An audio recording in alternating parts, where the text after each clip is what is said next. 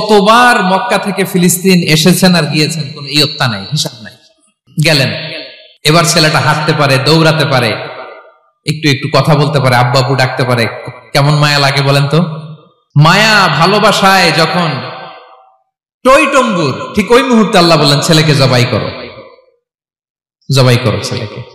আল্লাহ তাআলা বলতে দেরি করেছেন, আল্লাহর আদেশ পালনে 1 সেকেন্ডও তিনি দেরি করেন নাই। ছুরি চালালেন, জান্নাত থেকে দুম্বা নিয়ে আসা হলো। এভাবে আল্লাহর নবী ইব্রাহিম আলাইহিস সালাম উনার জীবনের প্রতিটি ক্ষেত্রে যেখানে আল্লাহ তাআলা উনাকে পরীক্ষা নিয়েছেন, উত্তীর্ণ হয়েছেন।